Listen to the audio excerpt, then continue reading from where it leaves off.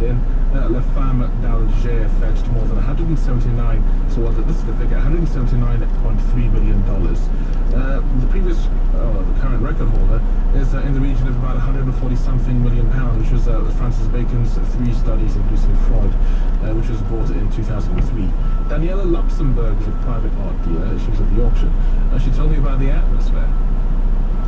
Quite ecstatic. Everybody was applauding and very cheerful. Were you surprised by how much the painting went for?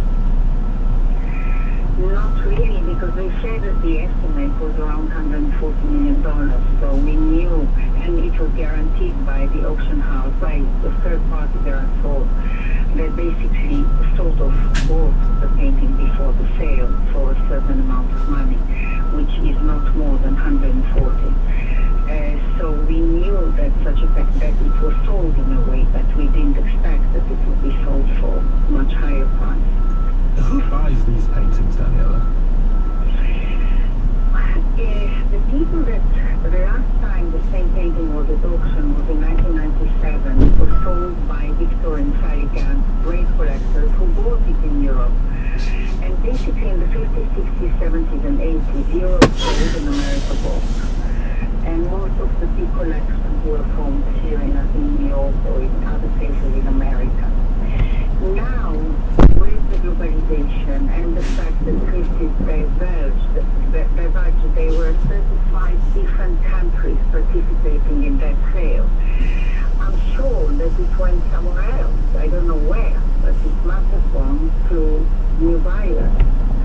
And most of the new buyers are either in the Far East or in the Middle East or in other parts of Russia, other parts of Europe. So it could have been any of the new places.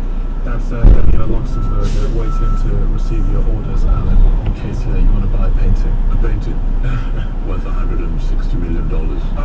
Many years ago, when I first started working collecting art, working at the BBC, there's a thing which they call the newsroom test, which all the journalists who work here have to do to like prove that you know about stuff. And one of the things they asked was about what's the most expensive painting in the world. At the time, I didn't know. Thankfully, I still passed and was able to work at BBC. But at the time, there was another Picasso, Garçon à la Pipe, and that one was $104 million, which was sold in 2004. But the most expensive one now is actually worth $300 million in some Gauguin painting.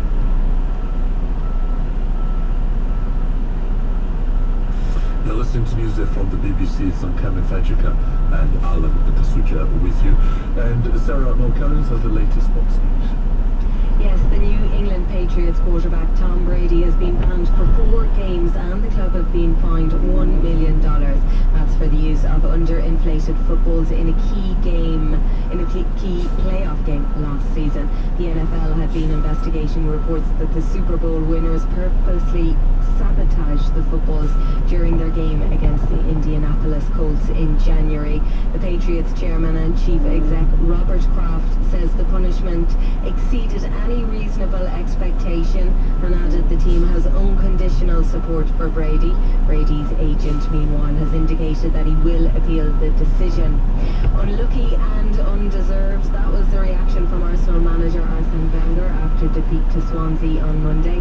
The Gunners lost 1-0 at home for their first defeat in the Premier